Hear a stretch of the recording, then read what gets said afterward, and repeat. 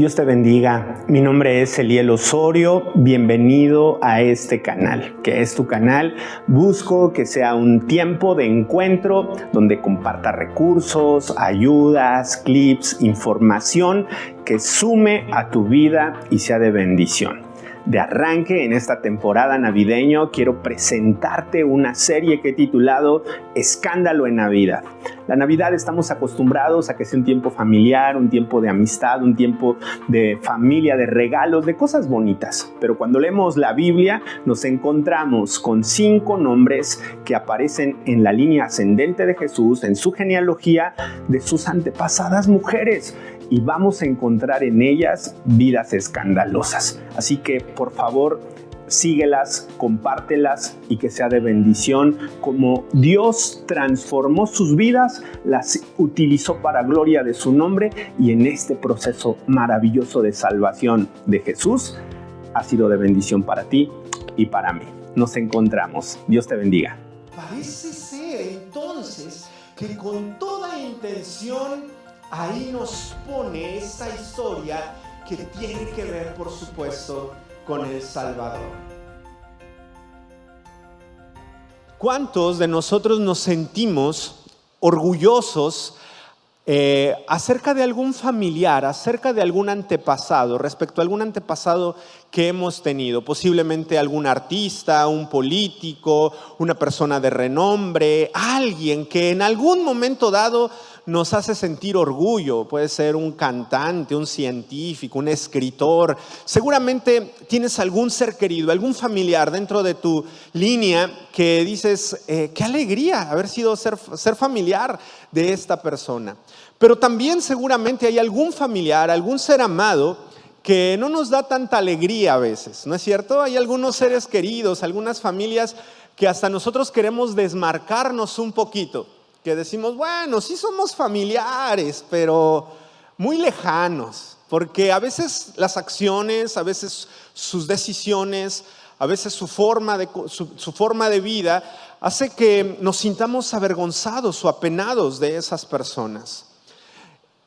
Hemos llamado escándalo en Navidad porque la palabra de Dios nos presenta en el Evangelio de Mateo. Quiero que abras por favor tu Biblia en el Evangelio de Mateo. En el capítulo 1 inicia Jesús, la escritura contándonos la llegada de Jesús. Eso significa Navidad, nacimiento, llegada. Y mira qué lindo, porque lo primero que nos va a contar Mateo es de dónde viene, quiénes son los antepasados de Jesús. Y si prestamos atención vamos a ver que el capítulo 1, versículo 1, nos pone inmediatamente a 2 personajes claves, David y Abraham. Y luego vienen los siguientes versículos y nos ponen a Isaac, a Jacob, nos ponen a Judá. En el capítulo, en el versículo 7 nos mencionan a Salomón. Mira qué increíble. Vamos a ver que Mateo intencionalmente dice, de ahí viene Jesús. Esos son sus familiares, los patriarcas, esos profetas de Dios, esa gente que amaba al Señor con todas sus fuerzas. También vamos a tener a reyes en la línea de Jesús, esta realeza que también sirvió al Señor y que se comprometió con Él. Y uno diría, claro, porque es el Rey de Reyes y Señor de Señores. Claro que de ahí tiene que venir Jesús, porque pues era lo mejor que se podía elegir en Israel. Pero también intencionalmente, no por accidente, Mateo nos plantea 5 nombres, 5 personajes, que son de 5 mujeres. Pero no es un acto común que aparezcan 5 mujeres, no porque la Biblia sea machista, pero la cultura en la cual está representada hace 2000 años en el Medio Oriente sí lo era. Así que no se acostumbraba, por supuesto, a mencionar mujeres en las líneas de los reyes. No era un acto normal ni común. Únicamente se mencionaban los varones en estas líneas. Así que ya nos llama la atención que Mateo nos presente 5 nombres femeninos. Uno pensaría y diría, bueno, están ahí porque seguramente fueron reinas muy prominentes, mujeres muy distinguidas, mujeres de fe que hicieron actos y proezas sin igual. Y nosotros pensaríamos que gracias a ello están ahí en la línea de Jesús. Pero es sorprendente cuando empezamos a ver algunos nombres. En el versículo 3 encontramos a la primera mujer, Tamar. Versículo 5, Rahab. Versículo 5 al final, Ruth. Versículo 6, la que había sido esposa de Urías, es decir, Betsabé. Y versículo 16, María. 5 personajes Mateo destaca en la línea de Jesús, 5 mujeres. Pero cuando nosotros sabemos qué mujeres fueron, nosotros quisiéramos hablar en voz baja. Nosotros quisiéramos no decir su nombre muy alto. La primera que estudiamos el día jueves tuvo que involucrarse con su suegro para poder reclamar una descendencia. Tuvo que hacer un plan para hacer a su suegro pagar y hablamos de ella el día jueves. El día de ayer por la mañana exploramos a Rahab, que era una ramera, una prostituta. Y uno diría, ¿qué? Esas personas aparecen en la línea de Jesús. Ella fue la tatarabuela, ¿no? Y uno se escandalizaría de pensar que esas personas están ahí. Hoy en la mañana exploramos a Ruth, una moabita de una cultura despreciable, incestuosa, que era una nación pagana, idolátrica, que tenía malas relaciones con Israel. Hoy vamos a explorar la cuarta mujer, que es Betsabé, y por la noche vamos a terminar hablando de María. 5 mujeres, pero yo hoy quisiera dedicarme durante los próximos minutos. Me dijeron que tengo hasta las 4 de la tarde, ¿es verdad? Ustedes van a decir, sí, usted puede quedarse, que nosotros nos quedemos, eso es otra cosa. No, vamos a hacerlo muy rápido. Abramos nuestras Biblias para hablar de... Ahora, quiero que veamos antes de que vayamos al pasaje. Nota que de esta cuarta mujer de la que vamos a hablar hoy, Mateo no dice su nombre literalmente. ¿No es cierto? Mateo no dice su nombre literalmente. De por sí hoy el movimiento feminista está luchando con que ya las mujeres no lleven el apellido del varón. ¿No es cierto? Ya hoy es una solicitud. No, que conservemos nuestro apellido. Es más, que él se apellide como yo, ¿no? Es la protesta hoy que se está encumbrando porque nos quitan nuestra personalidad, nuestra dignidad. Y hoy es esta lucha. Y yo pienso que de repente a veces mencionan y causa molestia, porque así ha pasado cuando de repente vamos a algún lugar. Hoy cuando me presenta el pastor Pedro, dice, presentamos al pastor Eliel y a su esposa, mi hermana Jessica, y tiene esta gentileza y este cuidado de hacerlo. Pero a veces vamos a muchos lugares donde nada más dicen el pastor y su familia, el pastor y alguien más, ¿no? Y para quien me acompaña, que por lo general es Jessica, ¿no? Es una despersonalización. Es decir, no están ni siquiera teniendo el mínimo cuidado de preguntarme mi nombre. El cuarto personaje que aparece hoy, nota que no dice su nombre. ¿Ya te fijaste? Versículo 6. Mateo capítulo 1, versículo 6. David fue el padre de Salomón, a quien engendró de la que había sido esposa de Urías.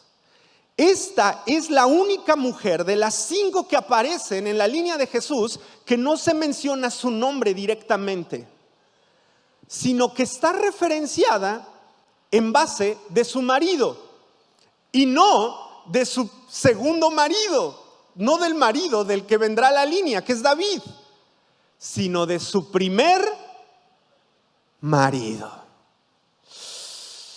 Tenemos que saber entonces quién fue esta mujer, ¿no te parece? Vamos, por favor. Segundo libro de Samuel. Segundo libro de Samuel, capítulo 11. Si tú no sabes dónde está el segundo libro de Samuel, como referencia está después del primer libro de Samuel. Fue un chistecillo. Segundo libro de Samuel, capítulo 11.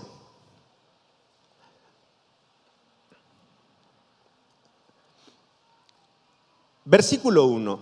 Al año siguiente, en la época en que los reyes salen de campaña, David envió a Joab con sus oficiales y todo Israel para aniquilar a los amonitas, esta línea incestuosa de Lot de la que hemos hablado, y poner cerco a Rabá. David, en cambio, se quedó en Jerusalén. Una tarde después de levantarse de la siesta y mientras paseaba por la terraza del palacio, David vio desde ahí a una mujer que se estaba bañando. Era una mujer muy hermosa. David mandó a preguntar por ella y le dijeron: se trata de Betsabé, la hija de Elián y esposa de Urías el hitita. Préstame atención, por favor. Ya nos arrojó información el escritor sagrado respecto a esta mujer. La Biblia entonces nos cuenta y nos dice entonces que no debiéramos leer a Betsabé independientemente, porque claro, la historia de Betsabé está íntimamente conectada, así como nuestras vidas están íntimamente conectadas con otras vidas. Cuenta la palabra de Dios que David fue un hombre que tuvo un recorrido con el Señor. ¿Tú lo recuerdas? Este jovencito que no figuraba dentro de los planes casi de nadie, pero sí de Dios. Y cuando le dice el profeta Samuel a su padre, a Jesé, que va a levantar un rey de su casa, Jesé o Isaí manda formar a sus hijos primogénitos.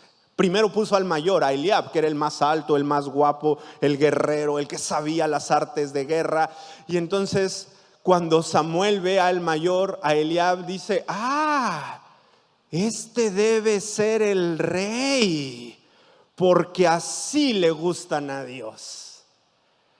Uno de los versículos más contundentes de la Escritura para quitar nuestros estereotipos es el que el Señor le dice a Samuel, al profeta ese día: no te fijes en lo alto de su estatura, ni en lo hermoso de su parecer, porque el Señor no mira lo que mira el hombre, el Señor mira el corazón.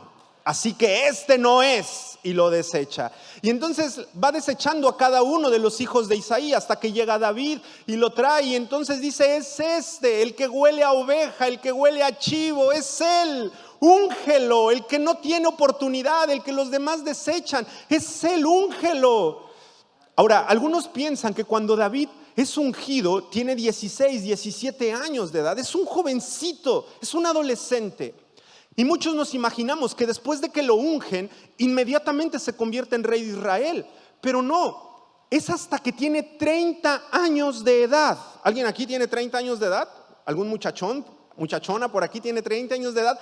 Hasta que tiene 30 años de edad, que se sienta a reinar, y no sobre todo Israel, solamente sobre Hebrón, sobre 2 tribus.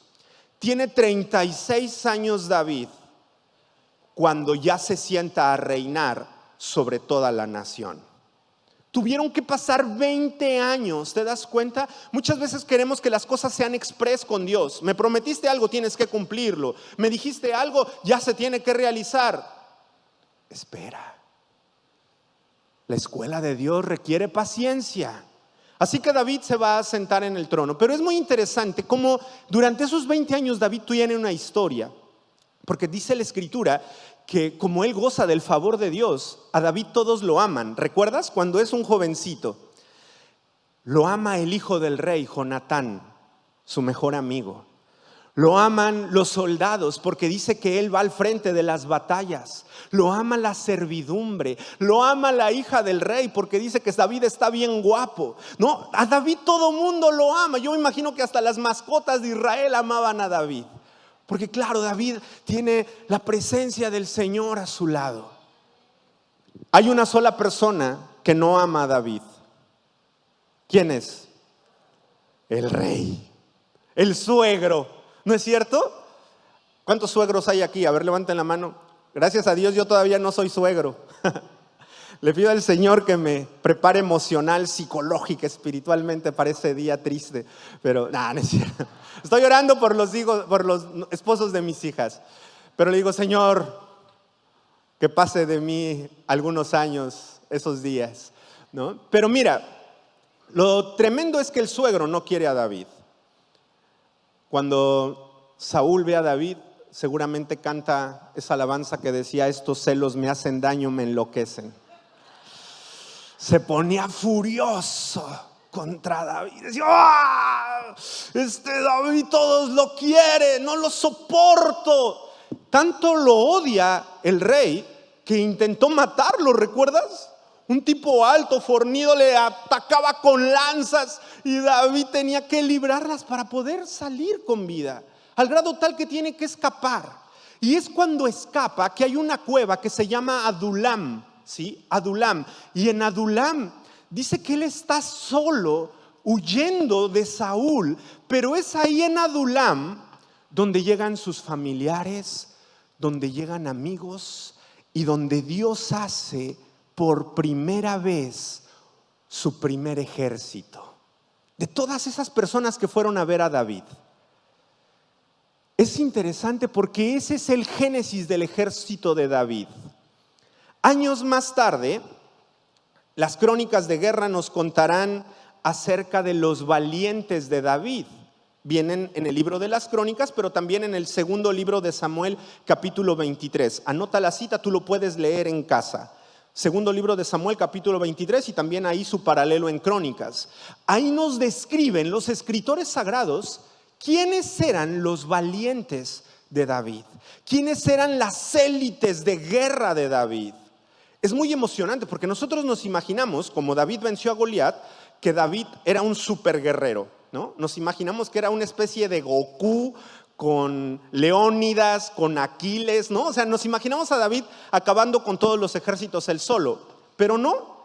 Cuando nosotros leemos con atención la Biblia, nos daremos cuenta que David estaba rodeado por hombres de guerra colosales. Un solo hombre, dice la Escritura, podía acabar con 800 personas él solo, Yosef Basebet. Eleazar podía hacer que un ejército retrocediera porque él con la espada podía defender y hacer proezas. Y nos va describiendo lo que hacen los guerreros de David y es algo asombroso. Y dentro de esa lista de guerreros aparece un hombre, Urías, el hitita. Urías es uno de los valientes de David. Es uno de esos jóvenes que llegaron a Adulam y que lo acompañaron durante muchos años a David en sus empresas militares y que le instituyeron su reino. Ese es Urías. No solamente es un guerrero, es un amigo. Hay muchos historiadores que han escrito respecto al periodo davídico y ven a los valientes de David como una fraternidad, como un equipo, porque realmente son sus amigos. Es gente que le ha acompañado desde jovencito y lo ha llevado hasta Jerusalén. Son guerreros que crecieron juntos, hermanos de espada, de proezas, de escudo. Uno de ellos es Urías. Por eso, la Biblia describe que en el palacio real, que por lo general en la estructura se encuentra en la parte alta de la montaña, alrededor viven sus amigos, sus capitanes de ejército, los valientes de David. Claro, es lógico que estén a su alrededor. Y entonces lo que acabamos de leer nos dice que un día, mientras tenía que ir a la guerra y que era tiempo de guerra, David no fue a la guerra, sino que se quedó a ver Netflix. Dijo, me puedo tomar unos instantes, no hay prisa. Y entonces sale a la terraza, está en el ocio, no sabe qué hacer, tiene 20 plataformas, 10 dispositivos, todas las amenidades y dice como nuestros hijos hoy en día, estoy aburrido, no sé qué hacer. Así que cuando él está paseando y yo estoy observando, dice la Escritura que ve. Caballeros, Damas, ¿qué estamos viendo hoy? ¿Qué estamos viendo hoy? Porque David entonces ve a la vecina y dice, ¡oh! ¡Qué hermosa la vecina! ¿Quién será? Claro, él no había visto a la vecina así, ¿no? Seguramente sí sabe quién es, porque sabe quién vive en esa casa, ¿no es cierto? Sabe quién de sus capitanes, quién de sus valientes vive en esa casa. Lo que desconoce es que no había visto a Betsabé en esa presentación. Y dice, ¡ah! ¡Guau! Investíguenme quién es. Cuando llegan y le dan el informe, es Betsy, la esposa de Urías, tu amigo, tu hermano de espada. Uno pensaría que la información va a aquietar y tranquilizar a David, porque claro, nadie quisiera meterse en problemas con Urías, ¿verdad? ¿Quién en su sano juicio con un guerrero de esa estirpe o de esa élite quisiera tener problemas? Pero David, sabiendo que es el rey, dice, mándenla a llamar. Creo que puedo llamar al Uber Eats para que tengamos una cena romántica, luces, música. Se escucha a lo mejor Luis Miguel de fondo. Y entonces él prepara un ambiente romántico. Versículo 4. David envió a unos emisarios a que se la trajeran, y cuando llegó se acostó con ella, recién purificada de su regla. Luego ella regresó a su casa. La mujer quedó embarazada y mandó informar a David, estoy embarazada. Atención, por favor. Si tú prestas atención en el libro de Samuel y le das la vuelta a la página, vas a encontrar en el capítulo 13 una historia de los hijos de David. ¿La recuerdas? Observa, capítulo 13, dale una vuelta a la página en tu Biblia y vas a encontrar la historia de Amnón y Tamar. La historia de Amnón y Tamar son los hijos de David. Amnón, el primogénito, que se enamora de su hermana Tamar, y que como sabe que es su hermana y no puede accesar a ella, la termina violando, ¿sí? Termina abusando sexualmente de ella. Y cuando nosotros leemos el texto sagrado en hebreo, nos daríamos cuenta que literalmente viene esa palabra. Muchos dicen, ay, no, es que la Biblia es muy puritana, le da vergüenza decir cosas. No ha leído la Biblia. La Biblia, cuando tiene que decir algo, lo expresa con todas sus letras. Y en esta historia nos dice que Amnón abusó de su hermana. Pero ¿qué crees? Que si nosotros regresamos la página al capítulo 11, y cuando manda llamar David a Betsabé al palacio, no viene esa palabra, ¿sabes? No viene la palabra hebrea que abusó sexualmente de ella. No dice el texto sagrado que la tomó a la fuerza y la obligó a tener relaciones sexuales con él. No lo dice. Dice que consintió, que aceptó. Y sabes, esa es la gran pregunta del relato. Esa es la gran pregunta de esta historia. ¿Cómo alguien que está casada con un hombre como Urías puede fallarle? Puede traicionarlo. Económicamente, ¿cómo te imaginas que era la vida de Urías? ¿Estable o andaba mendigando? Pues si es del gabinete de David. Si es de los ejércitos, es del ejército importante de David. Físicamente, ¿era guapo o feo? No sabemos, pero sí sabemos y nos imaginamos su físico. Para ser un guerrero de élite, no me lo imagino así flaco como espagueti, ¿no? Ni con sobrepeso que no pueda subir ahí un ladrillo. No. O sea, uno se imagina a Urías.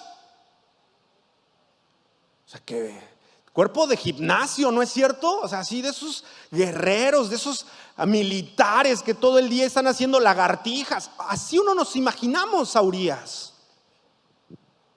Pero más allá de sus atributos físicos, económicos y sociales, Urías es un hombre de Dios. ¿Sabes por qué? Porque durante todo el capítulo 11, por el tiempo no me voy a detener en todo el capítulo 12, pero el capítulo 11, pero cuando nosotros leemos, es muy notorio cómo el escritor sagrado compara a David y compara a Urías. Constantemente en el relato los está comparando y ve y muestra cómo alguien que tenía el cargo de rey no se comporta como tal, y alguien que era un soldado se comporta como un verdadero hijo de Dios. Porque lo que hace a continuación, ya que está embarazada, es mandarlo traer a Urías. El plan de David es el siguiente, y dice David: ¿qué puedo hacer ahora? Ya sé, lo voy a traer, le voy a decir, le voy a preguntar que cómo está el ejército, y seguramente después de tantas semanas fuera va a ver a su hermosa esposa y va a decir: mi amor, te había extrañado. Y listo, se acabó el problema. Oh, sorpresa. Dice la escritura que cuando llega Urías y le pregunta y le dice: bueno, guerrero, te has ganado un superpremio, ve a tu casa. No entra a su casa, se queda en el pasillo de los siervos. Fíjate el versículo 11, le pregunta: ¿por qué no entraste a tu casa? Fíjate a Urías, el corazón de Urías. Si el arca, que simbolizaba la presencia de Dios, Israel y Judá, viven en tiendas, y si tanto mi jefe Joab como sus oficiales acampan al raso, ¿cómo iba a ir yo a mi casa a comer, a beber y a acostarme con mi mujer? Por Dios y por tu vida, que yo no haré tal cosa. ¡Wow! ¿Estaba prohibido que él tuviera relaciones sexuales con su esposa? No, es lo más normal y lo más natural, sobre todo después de un largo tiempo. Pero mira el corazón de este hombre. ¿Cómo podría yo disfrutar de los placeres lícitos que Dios me ha dado cuando el arca, cuando mi capitán, cuando mis compañeros están en una tienda de campaña? Cuando su vida está en peligro, ¿cómo yo podría disfrutar? Urías es un prototipo de hombre de Dios. Vamos a verlo como incluso David se molesta y le dice: bueno, no te preocupes, ven en la noche, te espero aquí en el palacio. Y entonces en la segunda cena dice la Biblia que David lo emborracha. Y borracho lo manda a su casa. Órale, váyase a su casa. Y ni a un borracho entra a su casa. Desesperado, David dice: pásenme una carta, pásenme un papel, un lápiz, voy a dar algunas indicaciones. Querido Joab, el capitán de su ejército, te pido por favor que a Urías, sí, nuestro Urías, el de años de experiencia, nuestro guerrero, lo pongas en lo más duro de la batalla,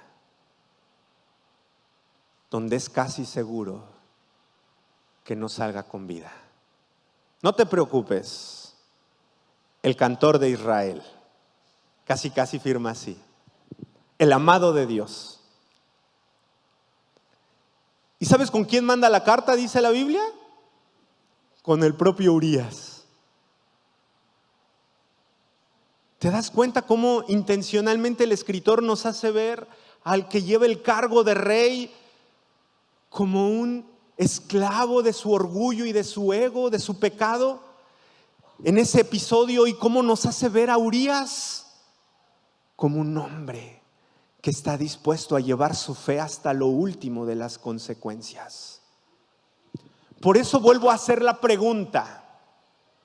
Mujeres, por favor contéstenme. ¿Cómo Betsabé pudo traicionar a ese hombre? ¿La maltrataba? Le hacía ver sus defectos y le decía, no, tu boca se va de lado, no me gusta. ¿Cómo alguien puede traicionar a un hombre así? ¿No te parece impresionante? Esta pregunta que nos surge el texto, ¿cómo pudo fallarle a Urías? Y la gran lección seguramente, pero también advertencia es, el que quiere estar firme, mire que no caiga. Tenga mucho cuidado el que dice, no, yo soy un cristiano maduro, yo ya no me meto en esos pecadillos. Cuidado con el que se siente autosuficiente y dice, no, eso era en mi vida pasada, yo ya tengo una relación increíble con Dios. Esta vida farisea de te agradezco que no soy como ese pecadorcillo. Mucho cuidado, porque aquí a estas alturas muchos creen que David ya ha escrito la mayor cantidad de salmos. El cantor de Israel, míralo. Betsabé, mírala.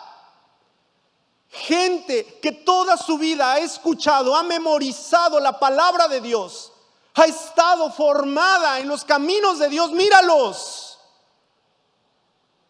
Por eso nosotros con temor y temblor debiéramos guardar nuestra salvación, dice la palabra. Cada uno de nosotros debiéramos poner mucha atención a nuestras tentaciones, a nuestras luchas, a las señales de alarma. ¿Cuáles son? ¿Cuáles son tus puntos débiles? ¿Cuáles son algunas amenazas que has sentido en tu vida que te hacen cimbrar? Ten cuidado. Porque la lógica de Betsabé es, puedo tener a Urías, puede ser mi esposo Urías, pero él no es el rey.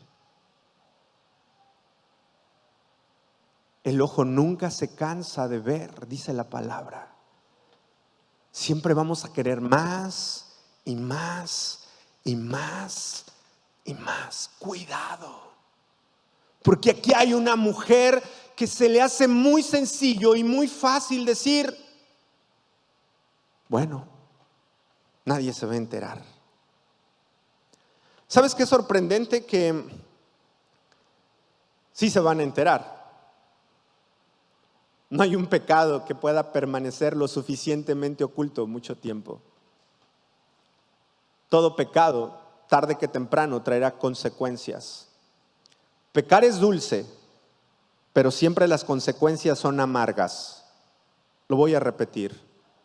Pecar es dulce, pero siempre las consecuencias son amargas. Atentamente, David y Betsabé.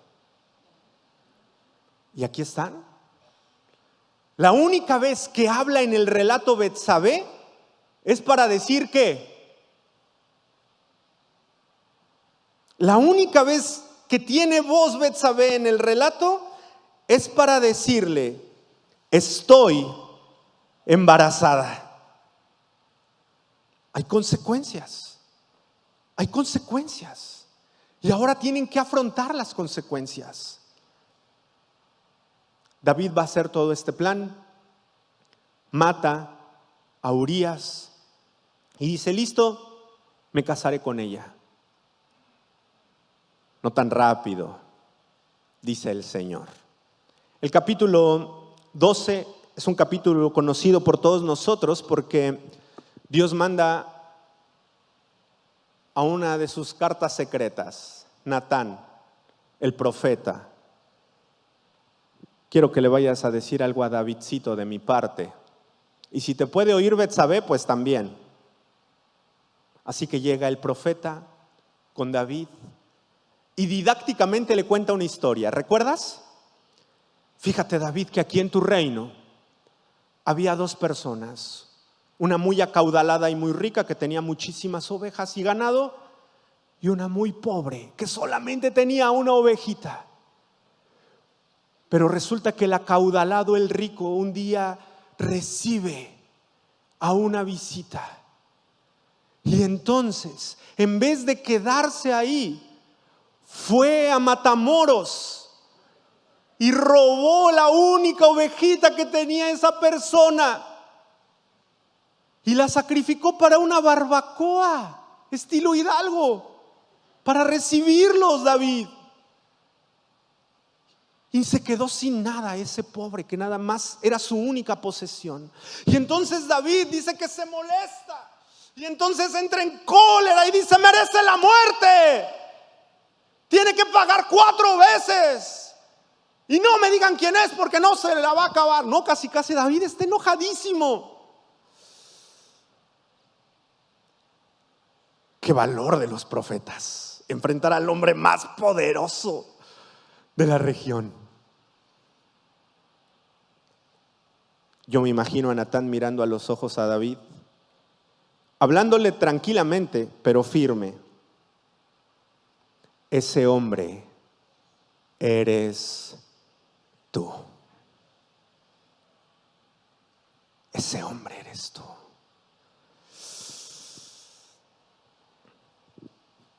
Y esto dice el Señor Dios de Israel: yo te ungí como rey de Israel y te libré del poder de Saúl. Yo te entregué la casa de tu Señor y puse sus mujeres en tus brazos. Te entregué las tribus de Israel y de Judá. Y por si esto fuera poco, pensaba darte aún mucho más. ¿Por qué has despreciado la palabra del Señor, haciendo lo que les agrada? Has asesinado a Urías elitita por medio de la espada amonita y te has apoderado de su mujer. Pues bien, por haberme despreciado, tomando a la mujer de Urías elitita para convertirla en tu esposa, la espada ya nunca abandonará tu casa. Esto dice el Señor: yo haré que la desgracia te sobrevenga desde tu propia casa. Tomaré tus mujeres en tu propia cara y se las entregaré a tu prójimo para que se acueste con ellas. En tu cara y a la luz de este sol, lo que tú hiciste escondidas, yo lo haré delante de todo el pueblo y a plena luz. Versículo 13 del capítulo 12. David dijo a Natán: he pecado contra el Señor. Natán le respondió: el Señor ha perdonado tu pecado, no morirás. Pero por haber despreciado totalmente al Señor, actuando así, el hijo que has tenido, ¿qué? Morirá.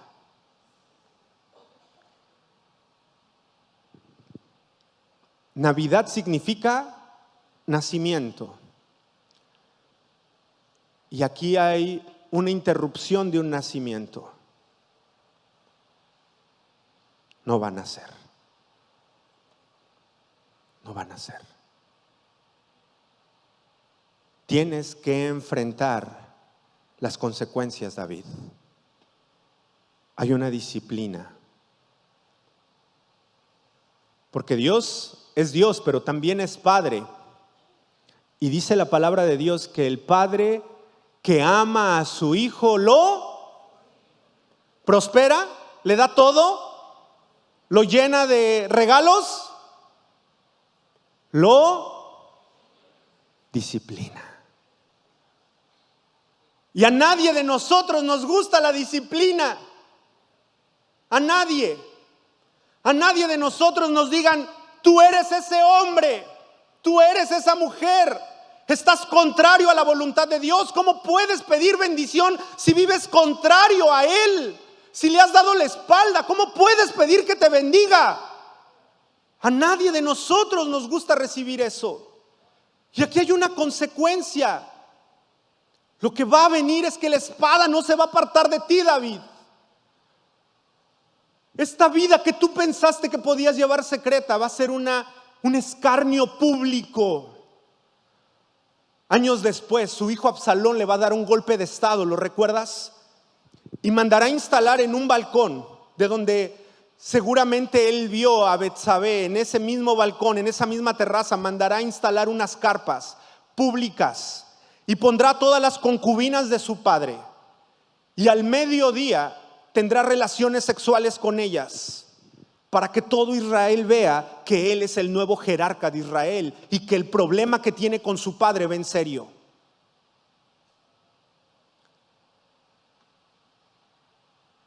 Nosotros creemos que Dios es un Dios amoroso, cierto, pero Él también es un Dios justo. Él es un Dios justo. No necesita ni que tú ni que yo le echemos la mano cuando tiene que haber justicia. Por eso Dios no cree en la venganza. Dios no nos pide la venganza a nosotros. Si tú quieres hacer venganza con tu propia mano, es otra manera de decirle a Dios: creo que no eres tan justo como yo pensé. Necesitas ayuda y te voy a ayudar un poco. Y aquí está David recibiendo de Dios la sentencia: te he dado mi amor, pero también te voy a dar mi justicia. También vas a tener que ser confrontado con las consecuencias, David.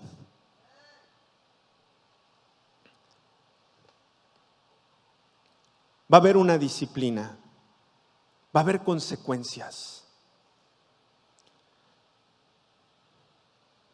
Pero ¿sabes? Creo que cuando enfrentamos los actos más miserables de nuestra vida, cuando enfrentamos los actos más oscuros de nuestra vida y no salimos corriendo despavorido, sino que buscamos al Señor, algo sucede en el universo de la gracia.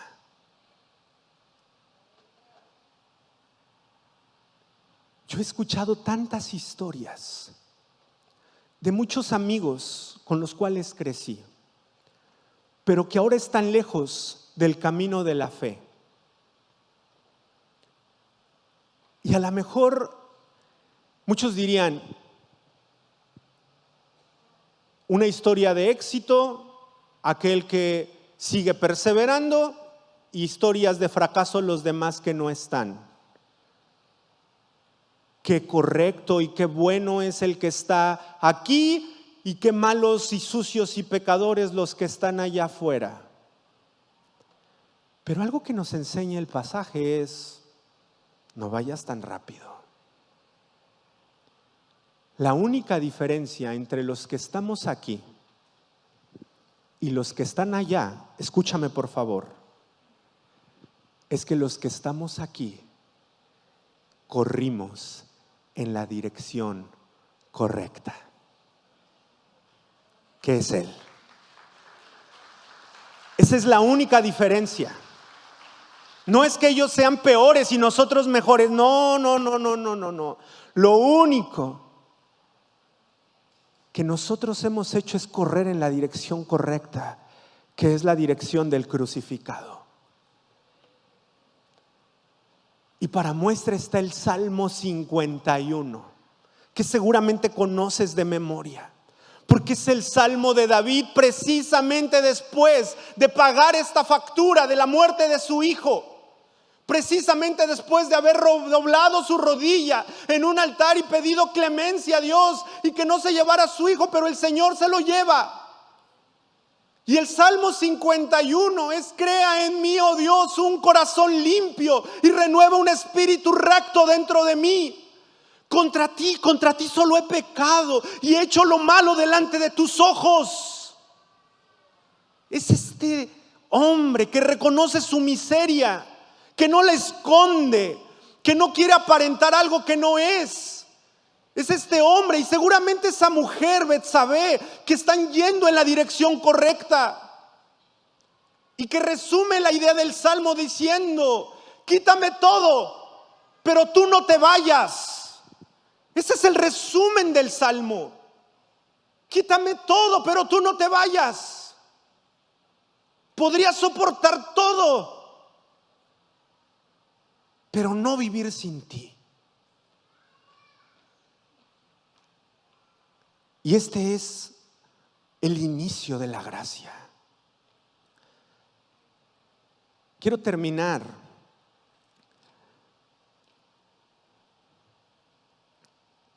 en el versículo 24 del capítulo 12. Fíjate qué increíble. Luego David consoló a su mujer Betsabé. Ya murió el hijo. Fue a verla y se acostó con ella.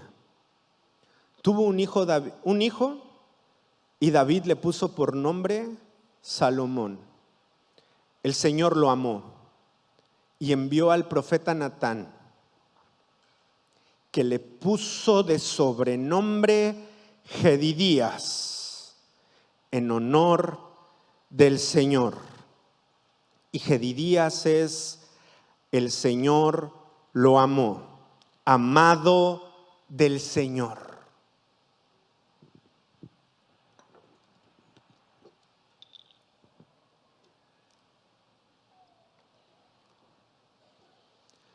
Necesito agua para decir lo siguiente.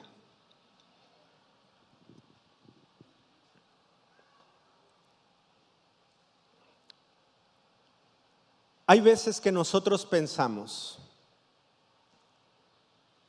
que Dios nos puede dar su perdón, pero no su amor.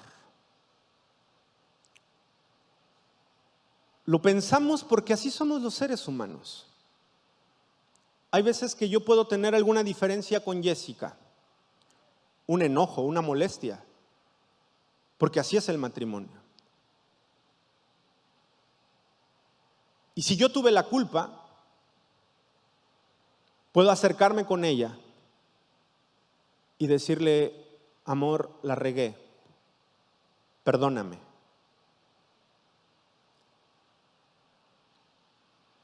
Siempre la respuesta de Jessica es: amor, ya sabes que te perdono. Y yo recibo esa palabra, pero a veces los seres humanos como que no demostramos todo nuestro afecto en el momento, ¿no es cierto? Porque nosotros quisiéramos que: sí te perdono, mi amor, y sintiéramos la calidez y la sonrisa y la alegría, ¿no? Pero a veces ponemos expresiones como de: sí te perdono, pero no me hables todavía tanto, ¿no? O sí me hables, pero no, tampoco te voy a cocinar, o sea, ahora tú cocina, ¿no? O sea, ese tipo de expresiones con nuestros hijos, con nuestros jefes, con la gente con la que nos relacionamos. Muchas veces vivimos ese tipo de situación. La cultura popular dice: sí te perdono, pero no olvido. Y entonces al primer desacuerdo otra vez: pero ¿te acuerdas lo que pasó un 20 de marzo de 1900? No. Y vuelven otra vez. Y vuelven otra vez. ¿Y sabes? Digo esto porque la gente muchas veces que está allá afuera, y también los que estamos a veces adentro, los de afuera dicen: yo no puedo acercarme a Dios porque Él no sé si pueda perdonarme todo esto. Todo lo que yo he hecho, no sé si pueda perdonarme. Y los que estamos acá sabemos que Él sí puede perdonarnos, pero a veces estamos acá y decimos: sé que Él me perdona, pero escucha, pero no sé si Él me ame. No sé si Él me ha vuelto a amar. entiendo su perdón, pero no siento su amor. Entiendo que me da una nueva oportunidad, pero me siento fuera de la familia. Y a lo mejor, amado que me escuchas, amada que me escuchas, tú puedes estar experimentando esto hoy. ¿Recuerdas los episodios más vergonzosos de tu vida? Miras hacia atrás y ves esos días que quieres enterrar, que quieres desaparecer, que quieres ocultar. Y dices, yo sé que Él me ha perdonado, pero no sé si Él me ame. No sé si Él todavía me ame. Yo sé que me perdonó, pero no sé si Él me ame. Y a lo mejor miramos y recordamos, y viene Satanás constantemente a recordarnos y a decirnos, no te va a perdonar, ya te perdonó, pero no creo que te ame, es más, ni te ha perdonado. Y seguramente vienen muchas voces.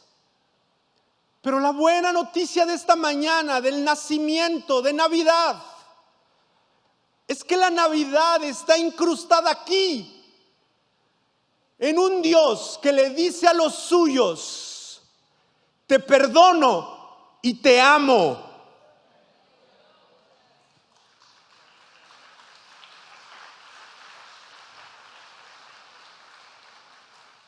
Te perdono y te amo. No lo dudes jamás.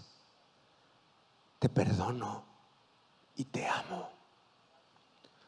Eso es Jedidías, amado de Dios. La Navidad es este recordatorio de Dios de decir, te perdono y te amo. Jesús es eso, perdón y amor. Y el nombre de esta mujer está incrustado aquí para que a todos nosotros, 2000 años después de que fue escrito en Mateo, nos recuerde que somos altamente amados. Ve a casa con todo el peso del amor y del perdón de Dios. Eso es lo que Dios quiere para ti y para mí. Señor del cielo,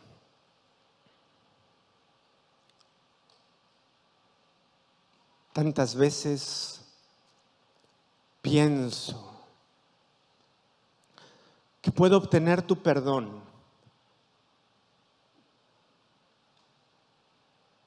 pero pienso y a veces siento que no obtengo tu amor.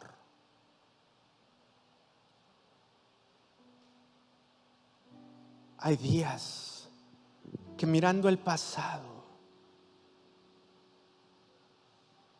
pienso que jamás será olvidado por ti. Pienso que aún tengo que pagar. Pero la Navidad nos recuerda que tú pagaste, que tú viniste a este mundo para perdonarnos y para decirnos, te amo. Te perdono y te amo. Permite que todas tus hijas y todos tus hijos aquí reunidos regresen a casa sintiendo el peso de tu amor y tu perdón. Que la vergüenza, que la tristeza, que la angustia sea quitada de nuestros corazones y venga tu claridad como la aurora, y venga tu paz y venga tu amor. Que todos sepamos esta tarde que donde abundó el pecado, sobreabundó la gracia. En Jesús. Gracias. Amén y amén.